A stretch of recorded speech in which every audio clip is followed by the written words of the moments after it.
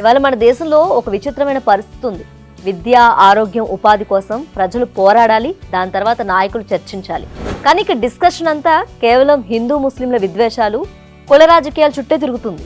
శాస్త్రీయ ఆలోచన విధానం కంటే కూడా కేవలం సెంటిమెంట్లకే మన పాలకులు ఎక్కువ ఇంపార్టెన్స్ ఇస్తున్నారు. అందుకే మనం చైనా కంటే కూడా R&Dలో వెనకబడి ఉన్నాం. చైనా తన జీడిపిలో 2.5% పరిశోధనల మీద ఖర్చు చేస్తుంటే ఇండియా కేవలం 0.7% మాత్రమే ఖర్చు చేస్తుంది.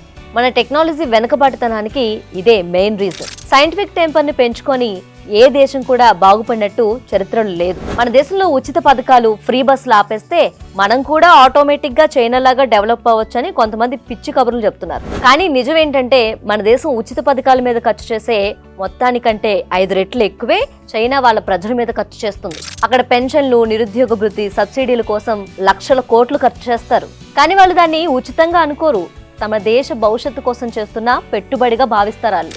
సో ఫ్రీ బస్ వల్ల దేశం పాడైపోతుంది అనడం ఒక సాకు మాత్రమే. చైనా తన ప్రజల సంక్షేమాన్ని చూసుకుంటూనే అద్భుతమైన ఇన్ఫ్రాస్ట్రక్చర్ను ఎలా డెవలప్ చేసిందో మనం గమనించాలి. ఇక్కడ 100 కోట్లు విగ్రహాల మీద ఖర్చు చేసే బదులు అదే 100 కోట్లని వరల్డ్ క్లాస్ స్కూల్స్ పై కేటాయిస్తే మన పిల్లలే రేపు ప్రపంచాన్ని శాసిస్తారు. చైనాలో డిక్టేటర్షిప్ ఉంది కాబట్టే పని జరుగుతుంది అని మాటల్లో కూడా వాస్తవం లేదు. ప్రజాస్వామ్యంలో ప్రజలు క్వశ్చన్ చేసినప్పుడే ప్రభుత్వాలు దారికొస్తాయి. సో ఇప్పుడు చెప్పండి, వచ్చే బడ్జెట్లో మీ నియోజకవర్గానికి విగ్రహం కావాలా లేదా చైనాలో ఉన్నటువంటి స్కూల్ కావాలా? వచ్చే ఎన్నికల్లో మీ ఓటు విగ్రహానికా లేదా విజ్ఞానానికా? మీ ఒపీనియన్ని కామెంట్లో చెప్పండి.